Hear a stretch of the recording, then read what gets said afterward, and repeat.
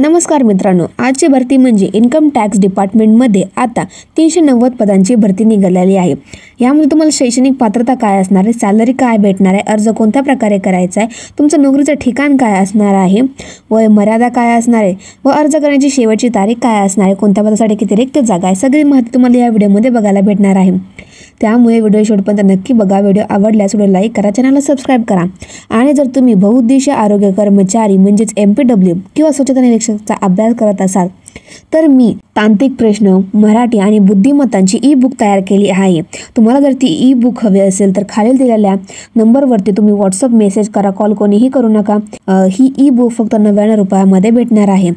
मित्रांनो, मध्य रेल्वेमध्ये 2412 जागांची भरती निघालेली आहे। तुम्ही जर ती व्हिडिओ नसेल बघितली तर या व्हिडिओ डिस्क्रिप्शनमध्ये मी त्या व्हिडिओची लिंक देणार आहे, तुम्ही ती व्हिडिओ पण बघू शकता। तर चला आजच्या भरतीकडे वळूयात। भरतीचं नाव असणार आहे इन्कम टॅक्स डिपार्टमेंट भरती 2025। यामध्ये पदसंख्या बघा किती आहे तर 390 पदे आहे। यामध्ये पदाचे नाव असणार आहे आर्थिक सल्लागार, संयुक्त निबंधक, उपनिबंधक, नंतर प्रधान खाजगी, त्यानंतर सचिव, सहाय्यक निबंधक, वरिष्ठ खाजगी सचिव, लेखक अधिकारी, न्यायालय अधिकारी, खाजगी सचिव, कायदेशीर सहाय्यक, वरिष्ठ लेखाकार, स्टेनोग्राफर ग्रेड 1 सहाय्यक इत्यादी इथे पोस्ट असणार आहेत। त्यानंतर आता बघूया तुम्हाला वय मर्यादा काय असणार आहे। तर बघा, तुम्हाला वय मर्यादा 98 वर्ष असणार आहे।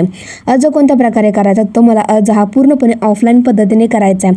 अर्ज कुठे पाठवायचा मी ते पत्ता सांगते। तर बघा मित्रांनो, अर्ज पाठवायचा आहे सचिव, जाहिरात 1, क शाखा, महसूल विभाग, वित्त मंत्रालय, नॉट ब्लँक, नवी दिल्ली 11001 हा त्यांचा पिनकोड असणार आहे। आणि अर्ज करण्याची शेवटची पद्धत ही 29 ऑगस्ट 2025 असणार आहे। मी तुम्हाला स्क्रीनवरती तुम्हाला जो अर्ज पाठवला त्याचा फोटोसुद्धा दाखवत आहे।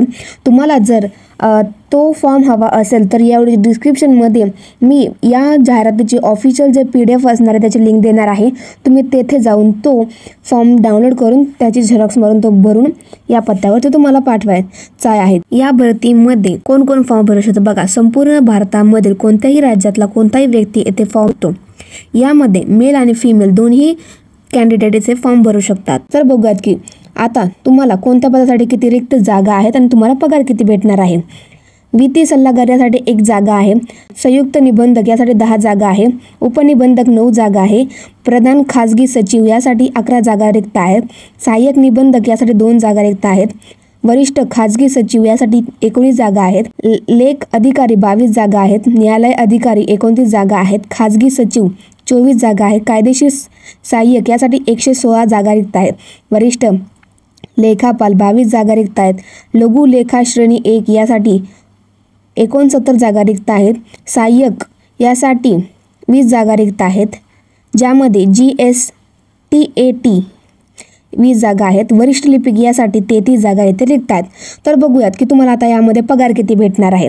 तर बघा, वित्तीय सल्लागार यासाठी तुम्हाला 1,23,100 पासून ते 2,15,900 पर्यंत पगार भेटणार आहे। संयुक्त निबंधक यासाठी 78,800 ते 2,09,200 पर्यंत तुम्हाला पगार भेटू शकतो। उपनिबंधक यासाठी 67,700 ते 2,08,700 पर्यंत पगार भेटू शकतो। प्रधान खाजगी सचिव यासाठी तुम्हाला पगार हा 67,700 ते 2,08,700 पर्यंत तुम्हाला पगार भेटू शकतो। सहाय्यक निबंधक यासाठी 56,100 ते 1,77,500 पर्यंत तुम्हाला इथे पगार भेटू शकतो। वरिष्ठ खाजगी सचिव यासाठी 47,600 ते 1,52,100 पर्यंत इथं पगार भेटणार आहे। लेखक अधिकारी यासाठी 56,100 ते 1,77,500 पर्यंत पगार भेटेल। न्यायालय अधिकारी यासाठी तुम्हाला 47,600 ते 1,51,100 पर्यंत पगार भेटू शकतो। खाजगी सचिव यासाठी तुम्हाला 44,900 ते 1,42,400 पर्यंत पगार भेटणार आहे। त्यानंतर वरिष्ठ लेखापाल यासाठी 35,400 ते 1,12,400 पर्यंत इथं पगार भेटू शकतो। लेखा श्रेणी यामध्येही तुम्हाला चांगला पगार भेटणार आहे।